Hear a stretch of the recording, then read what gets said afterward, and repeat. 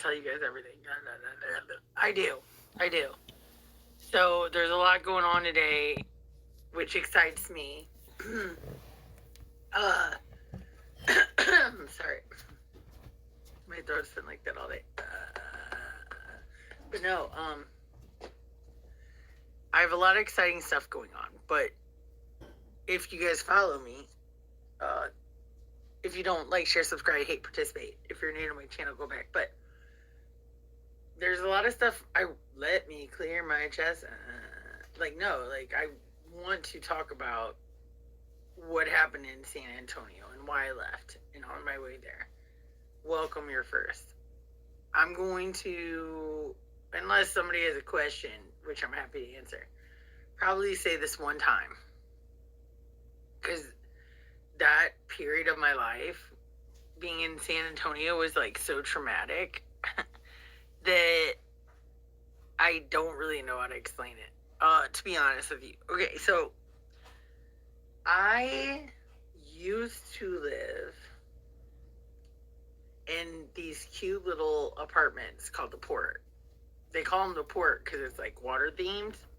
There's little ducks around. They dye the water like super blue, like on Wizard of Oz. By the way, I just went to Quick Trip and got a vanilla cake cappuccino. Fucking rad. Delish. Okay, so I had lived adjacent to this woman, Sue. Alright, that's all we're gonna say, Sue. Oh shit, I didn't mean to do that, but whatever. I don't care. I had lived adjacent to this lady named Sue. And there's one thing we have in common. We both have terrible taste in men. And we both fuck with motorcycle guys. A little bit. So, the first time I saw her, I had already lived there for like years and years. It's the longest place I've ever stayed, the longest time I've ever stayed in one place. And a dude was picking me up on a motorcycle, and I look over, and she's like, I'm new here. I'm trying to order some pizza. I'm from the South Side. She was from the South Side, and I was from South County, so it's like a little more county than the South Side, if that makes sense. I don't know. It does or it doesn't. So I actually was young and had a lot of money, and I had a folder of like just a plethora of, like, I was a bachelorette, you know, like places to eat.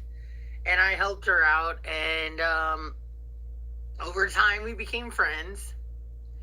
And she drank Miller Lite, I drank Miller Lite. I only drink Miller Lite, ironically, because of the roommate I live with now, the hardcore lesbian. Lesbians, Miller Lite is their drink. I used to drink Bud Light and smoke Marlboro Lights. I was that generic white girl. I don't smoke cigarettes.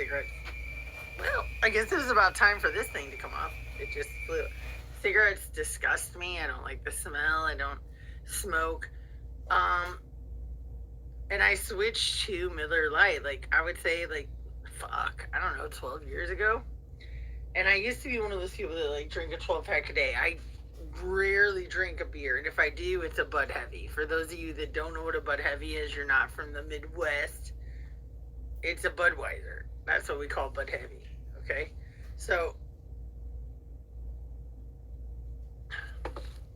a lot of people think I moved in with a subscriber in San Antonio 6 months ago. I didn't. It was like a lifelong friend, but you never know what's like going on in people's head. So I thought I was moving in there innocently. She was like, you and Boston John are having problems. You're having money problems. Oh my God. Look at these clouds, dog. Look at these clouds. You see them? They're tight, right? Okay. But anyway, so she was like, you and Boston, like, it was trickery at its best. Like, woman's trickery, which is why I hate women normally, in general. She was like, hey, you're having problems. Why don't you move down here? And I was like, I need somewhere to go. Can I live with you? And so she said, come down. She happens to live with one of the nicest men I've ever met in my life. I don't care if he's gay, straight. I don't care what he is. They got a lot going on in that. But, he was the cook of the place. He was the worker of the place. He was everything. And like honestly, I don't think she deserves him. I don't think she deserves him. But I moved down, and as soon as I got down there, everything was fucking weird. Everything. Don't turn your light on at this time, and this and that. And so I was working in a liquor store, and I was also working at a hotel.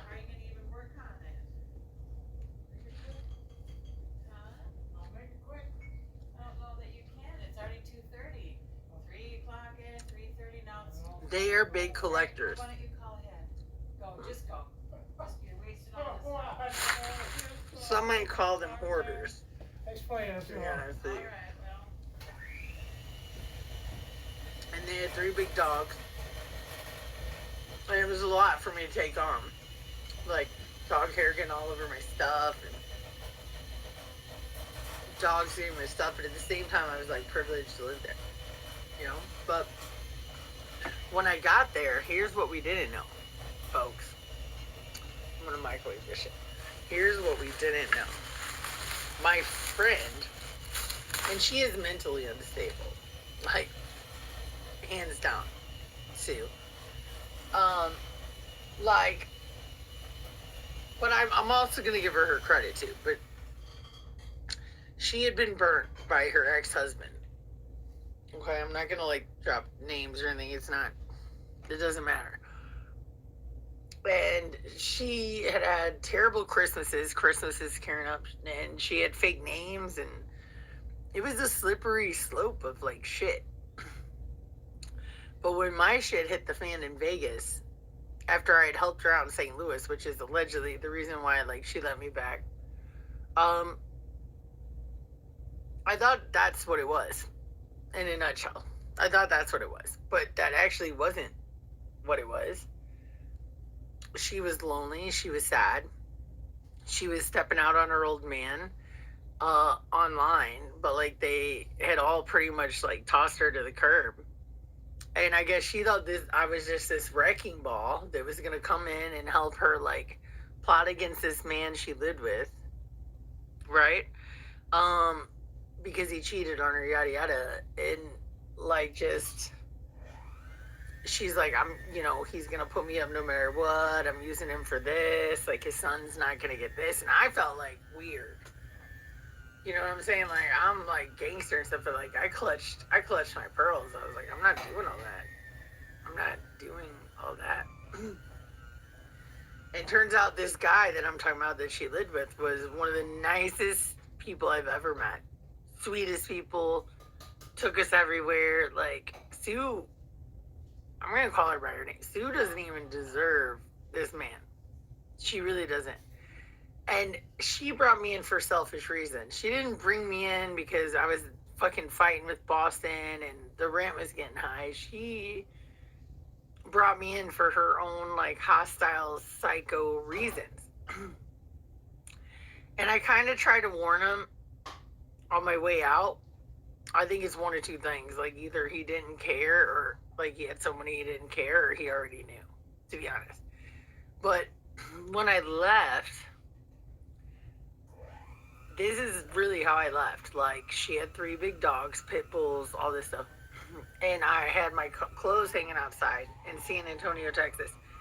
And they were just, she's like, you can't put your comforter in the dryer. I had lived there 6 months. I had put my comforter in the dryer twice. And, but you don't want to fight with somebody like you're living with, right? Or a crazy bitch. Like it doesn't normally work out in your favor. And she's like, yeah, you can't put that in the dryer. So I was like, okay. I'll put that on the hanger, and then the dogs were just like running through it, like a bull through like, and this is how I described it to her. Through a bull, like through like a red flag, and she was like, "Get the fuck out!" And like, she put a gun. She's like, "Do you know what this is, motherfucker?" And she raised a gun at me. A lot of my shit was left behind. And then she accused me of stealing some like Beatles memorabilia. I couldn't even name the 5 Beatles. Nor do I know anybody that wants the Beatles. Nor do I steal. Like I didn't take her Beatles memorabilia, Sue. But I did try to like impress with Hector before I left. Like, hey, this is what this bitch has got going on. You think she might? Like I said, she told me about you cheating on her. He's like, that was years ago. It was, I think it was like 8 years ago. Pardon me. I think it was like 8 years ago. But she wasn't over it. She peed on his toothbrush. She hated his son. She thought his son got social privilege. He might be moving back there. He might be in my old room right now. She said, I'm just staying here because I need a backup plan. She wanted to like move and get some kind of weird cow. She's a fucking psycho. So I didn't know her inviting me to move in was like some elaborate plot to like go in on her husband type shit. So it got fucking weird. And then she pulled a gun on me. So then I left.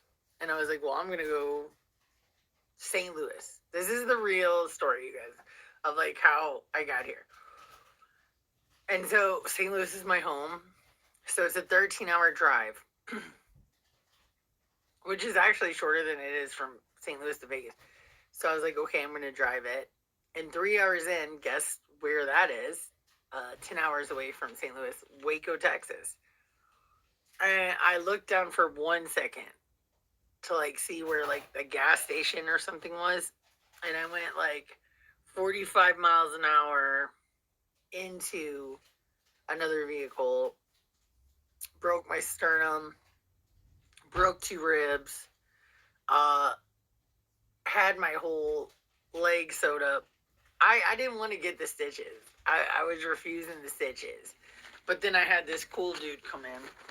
And I said, let me level with you, dude. Because I didn't want stitches. The only place I've ever had stitches was here. So it's too, and you can barely see it. But I said, look, I don't want the stitches, man. I said, like, I think I'm, like, I didn't even want to go to the hospital. I didn't know that I had, like, 2 broken ribs, a broken sternum. Yeah, I didn't know that. So I was like, yeah, I think I'm good. Like, I don't need to go. And then I was like, dude, if this was your wife or your daughter, like, straight up, tell me right now, like, would you make them get stitches? And they were like, good morning. And they were like, would you make them get stitches? I'm laying it down today. Like, for those of you that give a fuck, today's the day. So, he's like, yeah, if it were my kid or my wife or my daughter.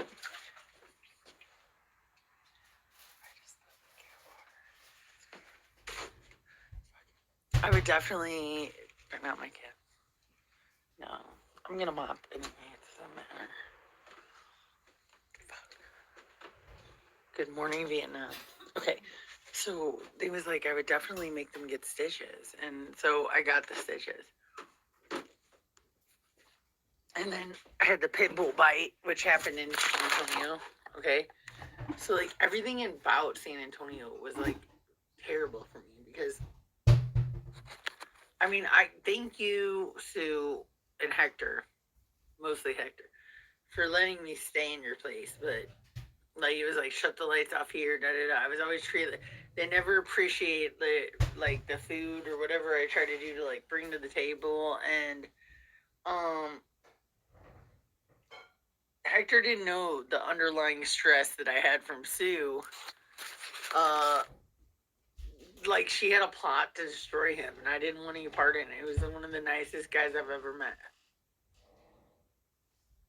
I think I might actually try to send him this so he knows. Like, he's smart. He's got to know. Like, I have no reason to lie. I don't need him anymore, and I never really like need it. Like, they really did help me out and let me stay there 6 months for free.